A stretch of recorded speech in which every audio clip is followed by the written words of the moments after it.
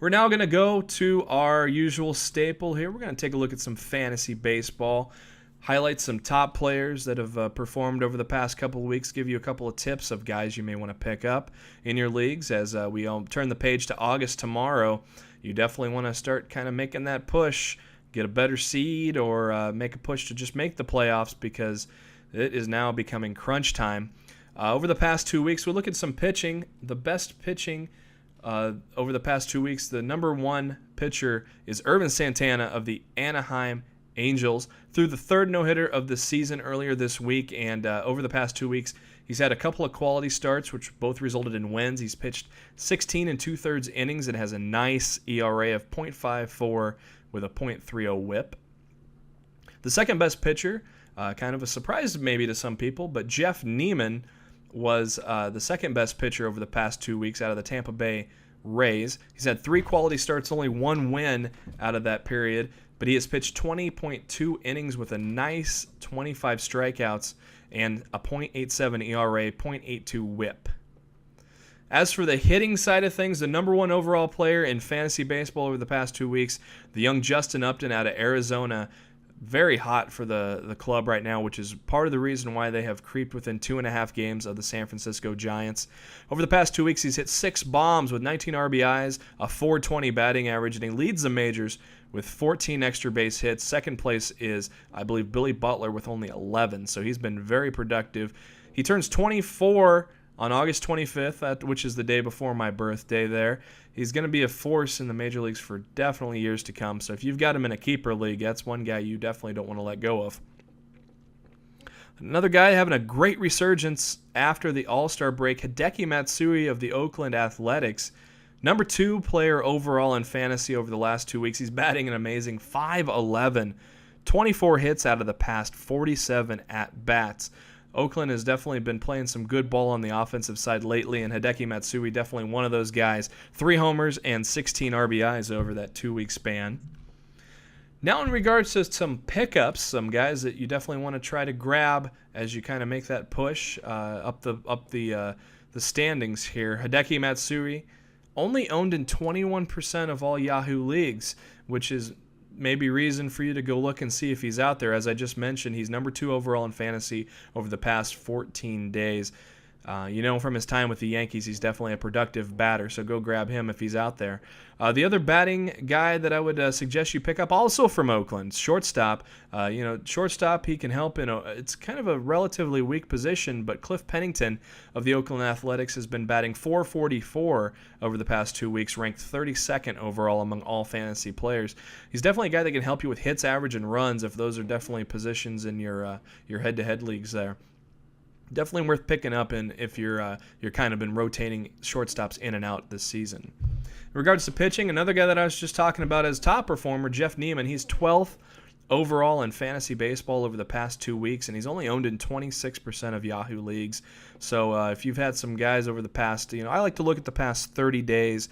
If you got some pitchers that just ain't getting it done, they've had a 5 ERA and just terrible strikeouts, pick up Jeff Neiman for that guy, and it may end up helping you out in the long run. Another pitcher I'd like to talk about to pick up, Gavin Floyd of the Chicago White Sox. Right now he is ranked 17th overall within the past 2 weeks. He's got 2 quality starts, pitched 14 2/3 innings, and has a .61 ERA and whip. This is a team that's in the middle of the playoff hunt, so he can also help you out in wins, and he's not going to be letting up. So he's definitely Gavin Floyd is definitely a pitcher you want to try to get. And now we let the listeners of the Wonderful Black Hole of Sports podcast chime in on what they want to hear. This is the Gaming Tailgaters Mailbag, as always at thegamingtailgate.com. We have a thread up for what you want to talk about. You can also go to our Facebook page. Just search for the Wonderful Black Hole of Sports podcast.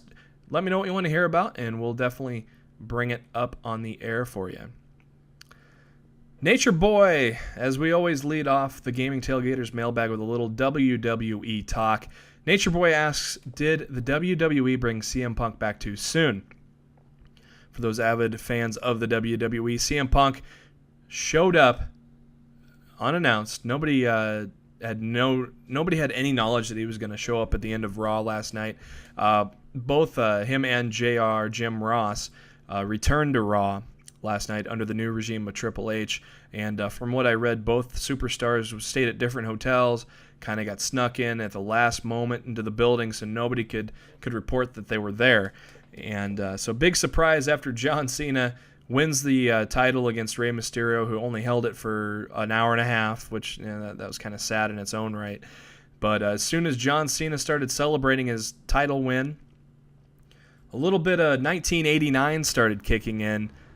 Living Color's Cult of Personality. And obviously, if you're a big fan of wrestling, you knew what that meant.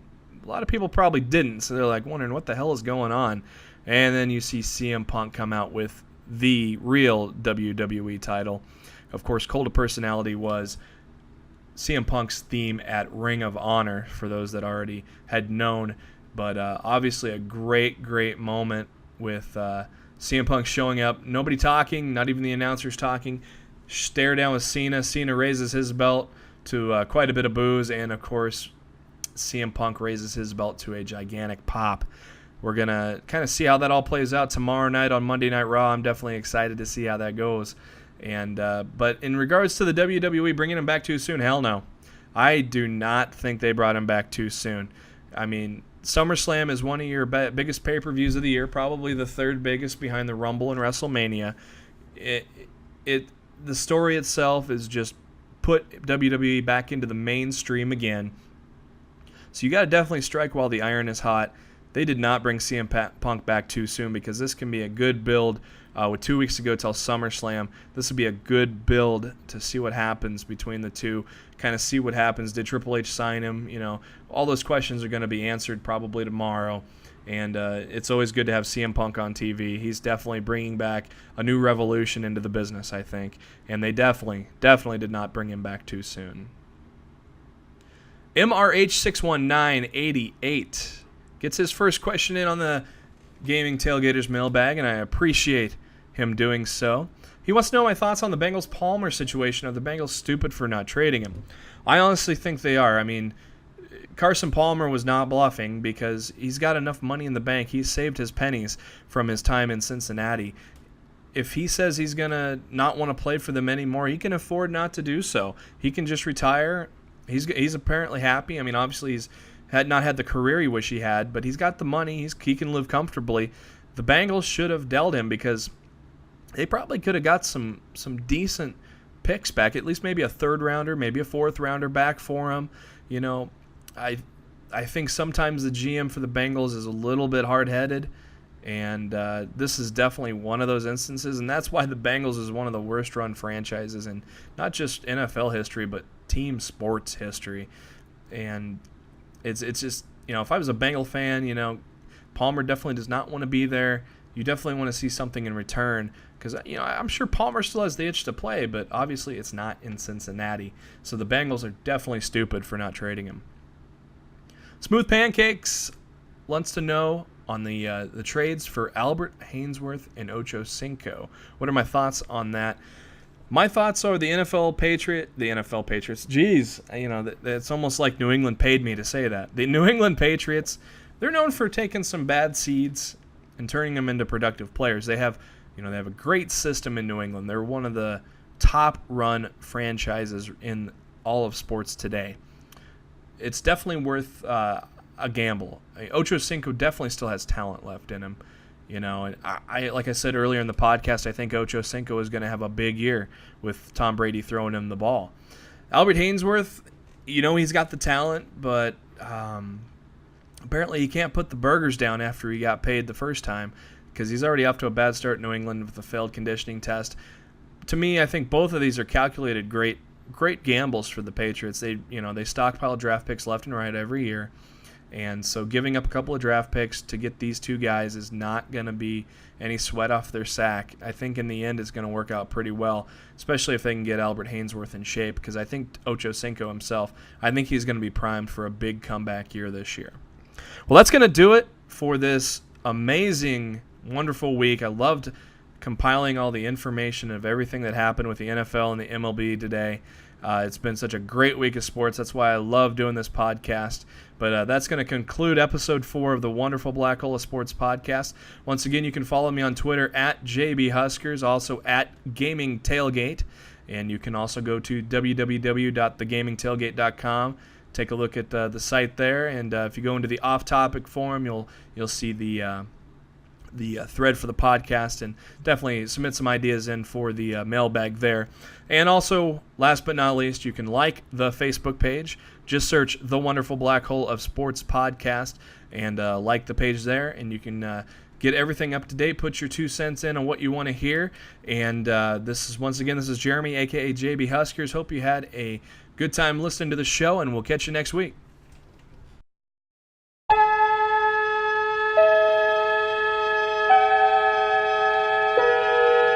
Space, the final frontier. These are the voyages of the